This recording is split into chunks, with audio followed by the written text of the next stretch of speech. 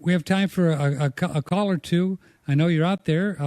I can tell because we have controls that tell us how many listeners. If you'd like to have a quick a comment or a question for Don Jansen, it's 888-1-NET-6, 888-1-NET-6, and we'll just pick it up and you can ask him a question. We got to get you up here to the Dripping Springs area and do a little workshop again. Remember we did one some years ago, and we had like 100 people, and you just talked about the ocean-grown technology. We had a ball. Yeah. This time I'll show them how to grow grass. We've got to get more serious about that. Show people how to grow wheatgrass. That'd be great. Everybody should learn that. I just had a class here in Naples last week, and we had about 35 people came, and I brought trays and showed different stages of it, and a lot of them are growing it this week. Mm-hmm. Yeah. And we need to, in our houses, we can grow our own grass, and it's incredible. Uh-huh. We need to supplement our food with good food. Do you use the fluorescent lights for the lighting? Just regular, fluorescent lights are fine. Mm-hmm. For plants that don't set flower, any kind of light bulb works. But if you're going to have fruit set and a blossom set, you need ultraviolet. Yes, then you need a special bulb. Hi, where are you calling from? San Marcos. Okay, go ahead. Well, you're on there. Yes. The question is, when you talk about the ratios of the ocean-watered rainwater, are we measuring 2,000 to 500 parts per million as conductivity or total dissolved solids, or is that the actual physical ratio? You got to turn down your computer a little bit. He said total dissolved solids. Yeah. And you can measure it the other way with conductivity, but TDS is what I like to measure with, TDS. That answers it. Thank you so much. Well, you're quite welcome. Glad you're out there. Yeah. So total dissolved solids, that's what you do, right? And TDS meter. Yeah, you get one of those little meters. They're very inexpensive, aren't they? I have a couple of them, and H&M Digital sells them on the internet for $25, I think. H&M Digital. Yeah. On the internet for $25. They're very good. I've used mine for years. They're very good. Don Jansen, I have some fruit trees outside and fig trees, and I've been giving them a solution. What would be the best ratio, the TDS, for those kinds of things? I'd say trees can easily take 2,000. About 2,000 parts per million? At least once a week, give them a drink. I did this. Oh, I can do it once a week. Oh, yeah. Yeah. Oh, they'll love you. Really? And if you have a big tree like an avocado tree or an orange tree, about a 5-gallon bucket, just ring it right around the stem, the trunk, and then let it pour out where the roots are. Okay. The size of the bush above it. And, man, that's a good drink. And then the rainwater will take it down to them. Okay. So I'll get about a 5-gallon bucket of fill it up with my rainwater and dump in enough ocean water for 2,000 parts per million. And once a week, just have a go, huh? Yeah. Do that this summer, and they'll love you. Folks, I got to tell you, I gave these small fig trees, they're only about 2 feet high, some ocean water about a week and a half ago, and you cannot believe what happened in the last week and a half. I mean, you could tell the difference. Yeah. I'm just blown away. It's like, okay, now where are folks going to get ocean water? Because I brought in a few barrels for myself years ago from, Kevin up in Wisconsin. Yeah. How can folks get it? I have a friend in Miami who goes out in the Atlantic, and he's getting it now, and he can send you a 5-gallon bucket to UPS. Okay. And he gets, I think it's $17 a gallon he wants for it. Yeah. That's what I pay him for it. But that's a good deal because it's going to last a very long time. Well, dilute it down to 5 ounces to get your 1,500. That gives you about 35 gallons. When you buy a 5-gallon bucket, that's quite a bit of fertilizer for a garden and for plants in the house. Oh, especially if you do hydroponic, right? Yeah, reuse. And then, this is just the beginning of the revolution, right?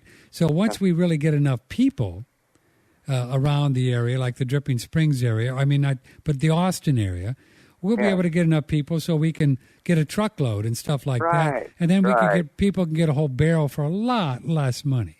And they could go to your coastline, go in the Gulf, stay away from the big cities, and go out about 10, 15 miles. A boat gets you a bunch of barrels of it. It'll be a lot cheaper. Yeah, we can figure it out ourselves. But I recommend that. But first, we need to get a few hundred people are into it and that kind of thing. That'll just take a little while, but we'll build it with One Radio Network. And because come the revolution, folks, what we need is just food. We we need food. We need some minerals so we can think clearly, right? Right. And you can survive and stay healthy even though there won't be good food. So Anne Wigmore lived through the Second World War. She and her mother and her grandmother hid up in the attic.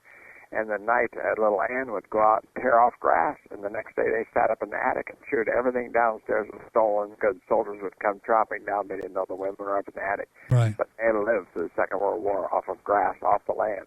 Now, had they had wheatgrass, it would have been better grown in ocean water, but they didn't know that. Yeah, I've heard that story. Isn't it a wonderful story, folks? So that's actually how Anne Wigmore got to start, right? That's how she figured out how powerful grass was. Yeah, that's right. And if you've just joined us, Don Jansen said at the beginning of the program that he stumbled on the fact that grass is the one species on the planet that will uptake every mineral that you introduce to it. Every mineral. The other species like sweet potatoes or celery, they're Don? They're kind of genetically designed to only pick up a certain amount, right? Yeah, and when you get hybrid seeds, they're overdosed, genetically engineered to take up way more NPK, nitrogen, phosphorus, potassium, than you would out of ocean water. When you use ocean water, the best seeds to get are open pollinated heirloom seeds, and then they match the ocean beautifully. I've never altered the fertilizer. Yeah. And when I had hybrids, I had to add stuff. Yeah. So they manufacture these seeds to just take up the NPK stuff. Right. Way more than normal. Yeah. Yeah. Boy. Do you think that's why we're all kind of silly because we don't have enough minerals? It's hard to think clear. You think so? That's why we're sick and we don't feel good and we don't have energy. You bet. People always have all kinds of ailments. They don't have the. It's like telling you to repair your house and you want a new roof put on, and when the guy comes to repair it, he wears the shingles. He says, "Oh, I don't have any, but fix it." Well, what's he going to do? There's no nails, no shingles. That's why we do our bodies. There's nothing to repair it, and we are made from the elements, and we've got to have the elements to repair. The body will heal itself if we give it the elements. It knows what to do with it, but you got to have the shingles there. Mm-hmm. It won't do it. Got to have them. Don, do you have an email if folks want to reach you? Yes, sure. It's Donald.Jansen at gmail.com. Donald.Jansen at gmail.com. Right, yeah. Try to answer questions, help people get started. Yeah, and as we get going, now that I'm at this full time, we're going to be able to do a lot more, but we can take some photos of our whole setup here, dripping. And folks, again, I'll offer an invitation to you. Don helped me set up a really beautiful system that's hydroponic in gravel, and you can get an idea. I invite you over. Just email me, Patrick at oneradionetwork.com, Patrick at oneradionetwork.com. I'll be happy to have you come over. You can take a look at it and then build your own at home. And it's a beautiful thing because you don't have to just once a day. You could actually put it on a timer, and since there's no weeds, you wouldn't have to do anything. That's right. Automatically water. You wouldn't have to do anything. You just the garden.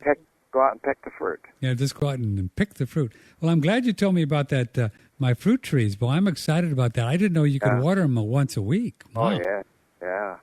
They don't need it every day at all because they got massive roots, and that's the most I've ever. In fact, I changed the whole orchard around with all the dying. They call it young tree decline, YTD, and he had a bunch of dead trees in his grove, and I watered them 3 times in 3 months.